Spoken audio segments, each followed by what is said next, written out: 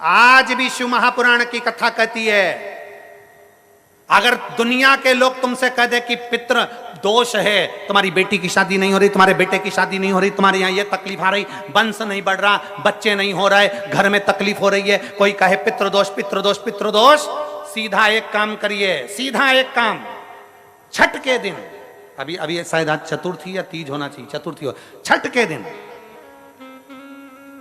छठ तिथि श्राद्ध के महीने में, श्राद्ध में 16 दिन के अंदर जो छठ आए, षष्ठी आए, उस छठ के दिन गंगा जल एक कटोरी में रख लो, गंगा जल नहीं हो तो कटोरी के अंदर जल और उसमें एक बेलपत्र डाल के रख लो।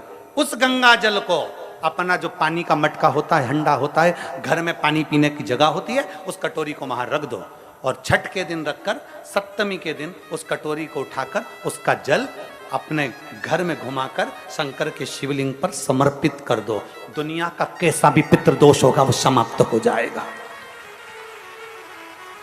कामना कर कर छठ के दिन जिस लड़का लड़की का विवाह, अगर कोई लड़का लड़की का विवाह नहीं हो रहा है, शादी ना हो रहा है, तो उसके लिए छठ के दिन अशोक सुंदर वाली जगह पर एक लाल फूल और शंकर जी के शिवलिंग पर एक सफेद पुष्प चढ़ाकर 5 बेलपत्र समर्पित कर कर 1 लोटा जल अपनी कामना कर कर चढ़ाओ और जो बेलपत्री चढ़ाई है उसमें से 1 बेलपत्री उठा कर ले आओ। बाबा संबंध पक्का कराकर ही रहेगा। अगला श्राद्ध जब आएगा, आप अपनी धर्म पत्नी के साथ मिलकर शिव की आराधना कर रहे हैं, आप अपने पति के साथ मिलकर शिव आराधना कर रहे हैं। श्राद्ध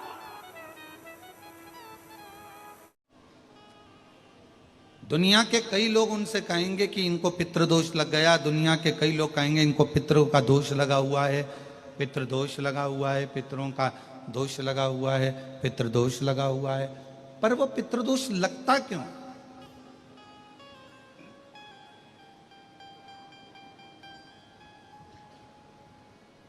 पितृदोष लगने का कारण है क्या? आपने अपने गए हुए पूर्वजों के लिए तर्पण भी करा, पिंडदान भी करा, तिलांजलि भी दी, ब्राह्मण का भोजन भी कराया, सब कुछ करा, जो आपसे बन सकता था आपने सब कुछ करा, सब कुछ। फिर पितृदोष कैसे लग गया? फिर पितरों का दोष कैसे लग सकता है? तो पितरों ने तुरंत भगवान देवाधिदेव महादेव से कहा कि संसार सागर में माता पिता के रहते हुए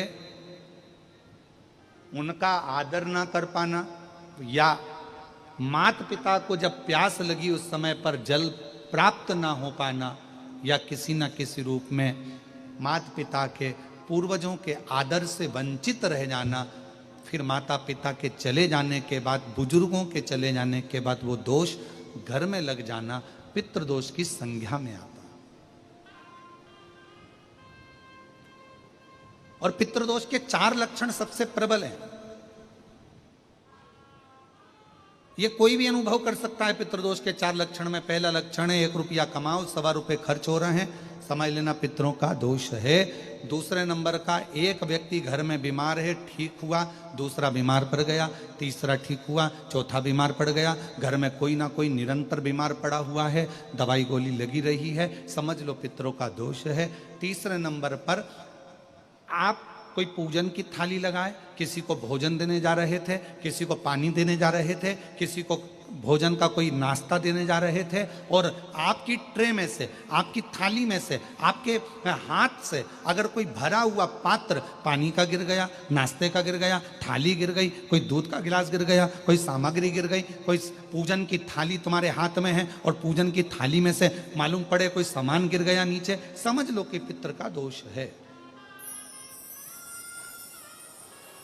और चौथे नंबर पर पितरों का दोष का वर्णन किया गया, घर में जितने सदस्य रह रहे हैं, अगर वो किसी न किसी रूप में एक दूसरे पर चिढ़कर बोल रहे हैं, क्रोध कर कर बोल रहे हैं। प्रश्न बहुत छोटा सा है, पत्नी ने कुछ कहा, उसका उत्तर पति ने चिढ़कर दिया, पति ने कुछ कहा, पत्नी ने चिढ़कर उत्तर दिया, बच्चों ने कुछ कहा, माँ बाप ने चिढ़कर उत्तर दिया, माँ बाप कुछ बोले, बच्चे चिढ़कर उत्तर दिए, समझ लेना कि कहीं ना कहीं पितरों का दोष। तो भगवान पितृदेव ने अपने दामाद से, भगवान देवाधिदेव महादेव से कहा कि संसार सागर में हो सकता है कि संसार सागर में मनुष्य रहता है, मानव रहता है और उससे गलतियां हो जाती है।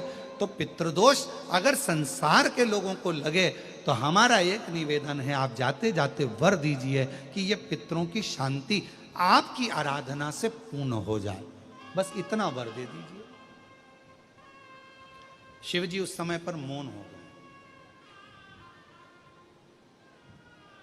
भगवान देवादिदेव महादेव एकदम मौन हो गए। पार्वती जी ने शिव जी से कहा, आप हमारे नाना जी को वर नहीं देंगे? आप हमारे नाना नानी को वर नहीं देंगे? इन पितरों को और पितरानी को आप वर नहीं देंगे?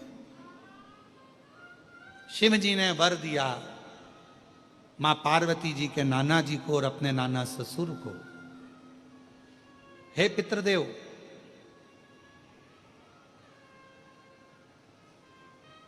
मैं आपको वर देता हूं, श्राद्ध पक्ष के 16 दिन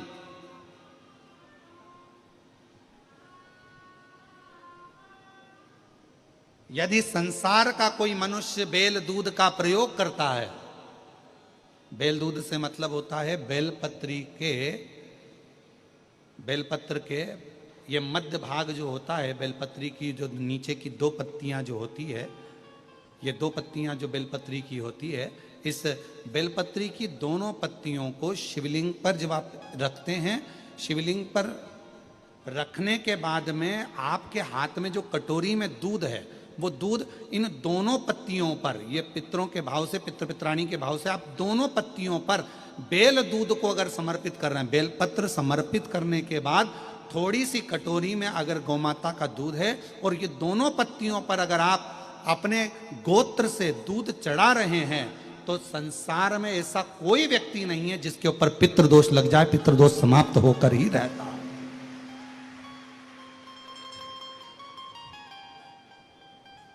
शिवलिंग पर बेलपत्र चढ़ाई, बेलपत्र चढ़ाकर ये नीचे की जो पत्ती है, आपका जो दूध का भाग है वो 2 पत्ती पर चढ़ना चाहिए, तीसरी पत्ती पर जल का भाग आता है।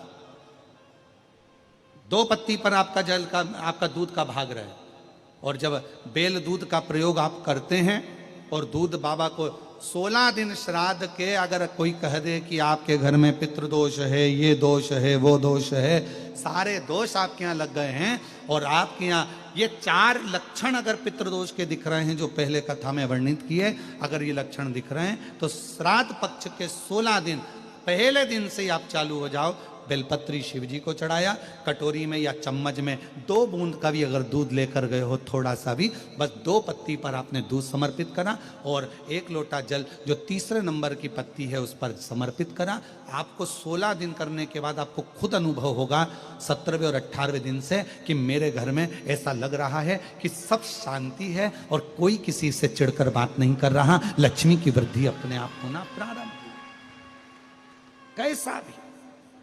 और यहां तक शिव महापुराण की कथा कहती है, किसी की फैक्ट्री बंद हो गई, किसी की दुकान बंद हो गई, चलते चलते अगर किसी का व्यापार बंद हो गया, 4 दिन चल रहा था, बहुत अच्छा चला, उसके बाद एकदम डाउन आ गया, कोई प्रशासनिक कार्रवाई हो गई, कोई अदालती कार्रवाई हो गई, कोई परेशानी सामने आकर खड़ी हो गई है, तो भी अगर प्रति 16 दिन तक लगातार शंकर भगवान के शिवलिंग पर बेल दूध का प्रयोग किया गया है, तो आप 17वें दिन से अंदाजा लगा लेंगे कि आपका धीरे धीरे धीरे धीरे धीरे धीरे जो फैक्ट्री बंद सी थी वो ऊर्जावान हो गई है, चलना प्रारंभ हो गई। बेल दूध का इतना प्रभाव पड़ता है, इतना प्रभाव, बेल दूध का इतना महत्व। शिव जी के एक पत्र है, अच्छा है, देखिए।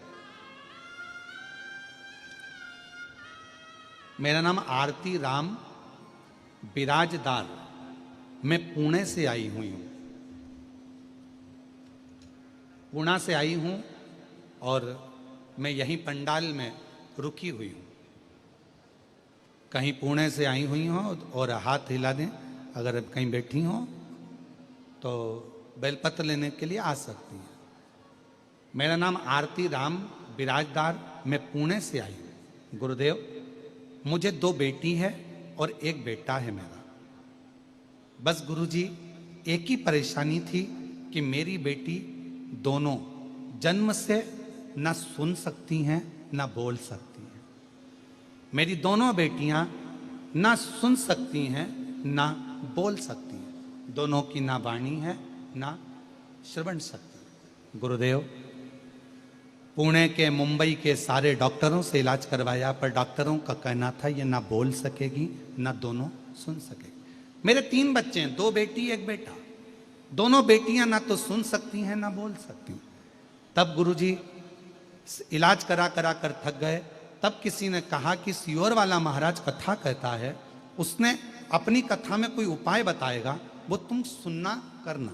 मैंने आपका प्रदोष वाला उपाय करा। 1 लोटा जल लेकर मंदिर जाना प्रारंभ करा और बेटियों को वो जल पिलाना प्रारंभ करा। सीहोर पहुंची, वहां से कंकर शंकर की पूजन कर कर लेकर आई। और आज मैं बाबा को धन्यवाद देने के लिए आई हूं कि मेरी दोनों बेटियों की वाणी भी आ गई और श्रवण शक्ति भी आ गई। मैं बाबा को प्रणाम करने के लिए, मेरी दोनों बेटियां आज बोलने भी लगी हैं, सुनने भी लगी हैं। बाबा, गुरुदेव, मेरे भोले बाबा की कृपा ऐसी हुई कि मेरी दोनों बेटियां आज, पत्र को आप लोग पढ़ते हो, एलईडी पर पढ़ रहे हो कि नहीं पढ़ रहे हो? दिख रहा है पत्र? अरे बोलो तो, एलईडी पे दिख रहा है कि नहीं दिख रहा है? दिख रहा है। गुरुदेव, भोले बाबा की कृपा से आज मेरी दोनों बेटियों की आज सुनने आ रहा है और बाबा की कृपा, शिव जी की कृपा उन पर हुई। ये शिव तत्व है। इसमें सियोर वाला महाराज कुछ नहीं करा, इसमें करा किसने? आपके विश्वास ने।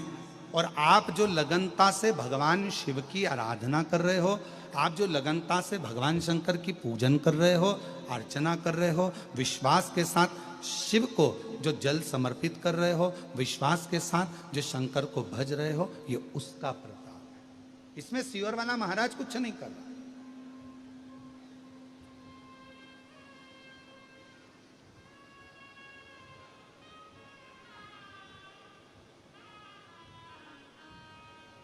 और शंभु शरणे पड़ी मांगू घड़ी रे, दुख काटो दया करी ने दर्शन आपको। शंभु शरणे पड़ी मांगू घड़ी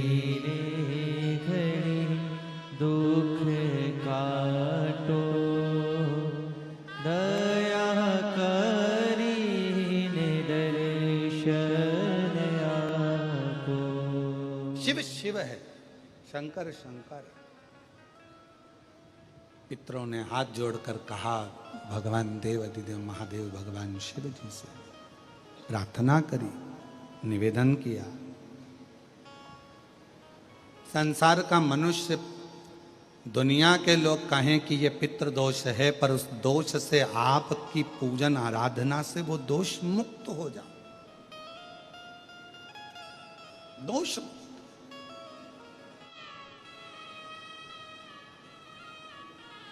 श्राद्ध पक्ष के 16 दिन नियम से धारण करो।